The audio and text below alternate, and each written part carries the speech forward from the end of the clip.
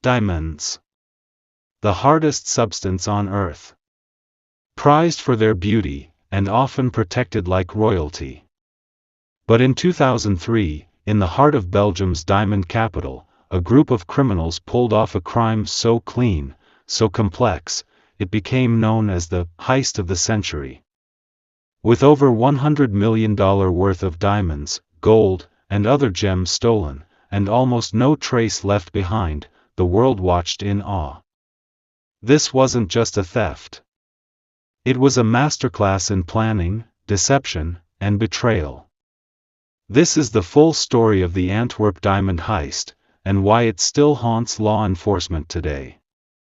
Located in northern Belgium, the city of Antwerp has been a global hub for the diamond trade for over 500 years.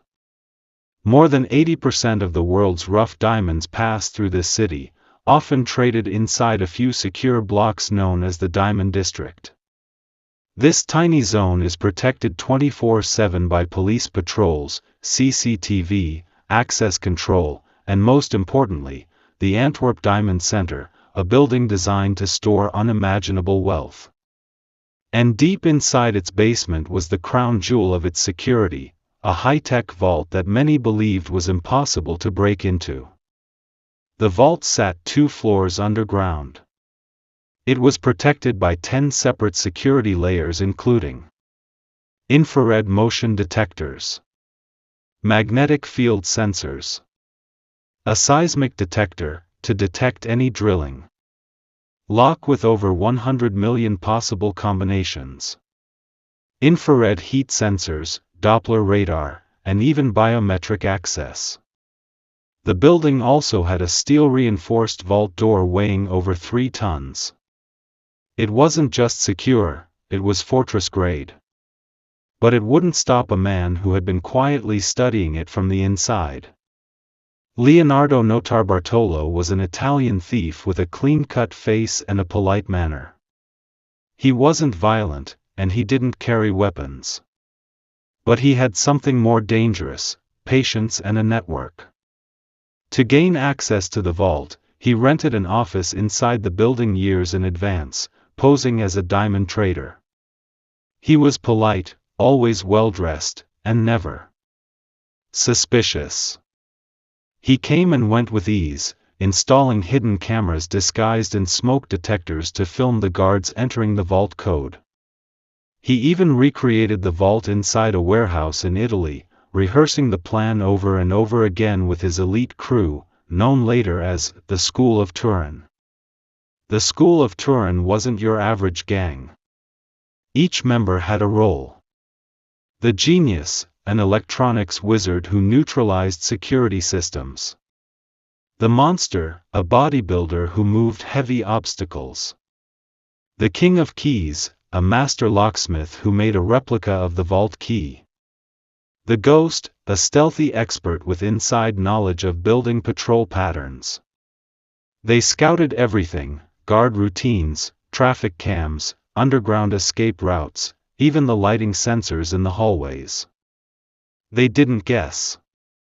They knew. On the weekend of February 15 to 16, 2003, the building was mostly empty.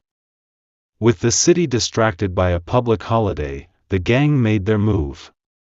1. They bypassed external security by hiding inside the building the night before. 2. The magnetic sensors on the vault door were disabled using a piece of aluminum and double-sided tape.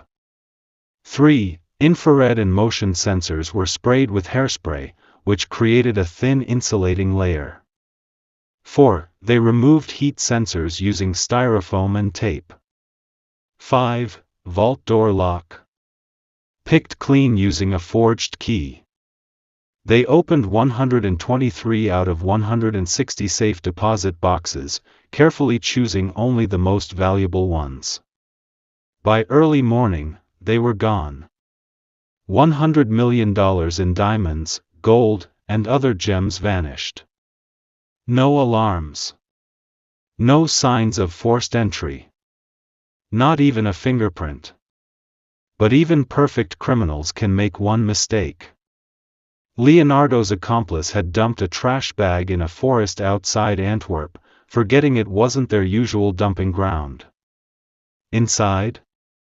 Half-eaten sandwiches, a receipt from a local grocery store, and, worst of all, a partially burned business card with Leonardo's name. It didn't take long for Belgian police to raid his home. They found bags, tools, plans, and surveillance footage, everything except one thing. The diamonds. They were already gone. Leonardo was sentenced to 10 years in prison, but never revealed where the diamonds went. He claimed the heist was actually an inside job, organized by a corrupt diamond trader to commit insurance fraud, and that the stolen loot was worth only $20 million, not $100 million.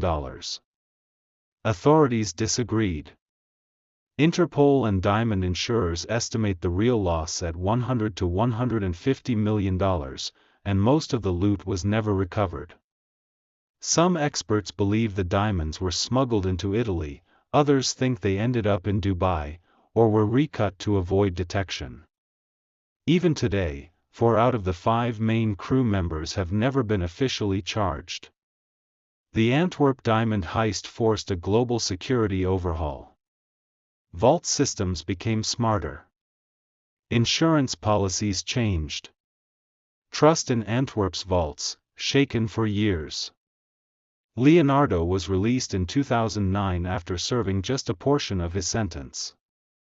In a 2011 interview, he smiled and said, "You can't prove what you don't find." To this day, the missing diamonds remain one of the greatest unsolved mysteries in modern crime. Was this truly the perfect heist? Was it an inside job? Or is there another layer of this mystery we've yet to uncover? Tell us what you think in the comments below. And if you love real-life crime stories that sound stranger than fiction, hit that like, subscribe, and turn on notifications. You've been watching the crime stream. See you in the next one.